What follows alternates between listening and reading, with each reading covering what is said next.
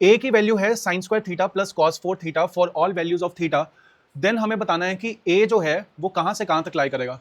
तो इसको हम सिंपली ऐसे कर सकते हैं, क्योंकि यहाँ पे दो अलग अलग ट्रिग्नोमेट्रिक रेशियोज हैं, इन दोनों को सेम ट्रिग्नोमेट्रिक रेशियो बनाते हैं। ए को मैं ऐसे लिख सकता हूँ sign square theta, cos 4 theta को लिख सकते हैं 1 माइनस साइन स्क्वायर थीटा का भी स्क्वायर, क्योंकि कॉस स्क्वायर थीटा को 1 माइनस साइन स्क्वायर थीटा लिख सकते हैं, अब ये उसका भी स्क्वायर हो रहा है।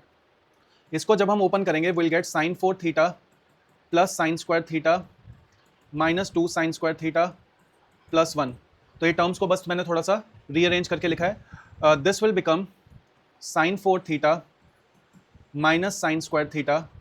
अब क्योंकि यहाँ पे इसकी रेंज निकालनी है, तो क्वाड्रेटिक की रेंज हमेशा कंप्लीटिंग द होल स्क्वायर से निकलती है। तो यहाँ पे अगर मैं 1/4 ऐड कर दूँ और 1/4 ही सब्ट्रैक्ट कर दूँ, तो this will become sine square theta minus half का होल स्क्वायर प्लस 3/4। अब मुझे पता है कि sine square theta minus half इसकी मिनिमम वैल्यू हो सकती है, minimum value can be equal to 0 जब साइन स्क्वायर थीटा की वैल्यू हाफ हो जाएगी। सो मिनिमम वैल्यू इज 0, तो जब इसकी मिनिमम वैल्यू 0 होगी तो ए की मिनिमम वैल्यू आ जाएगी 3/4।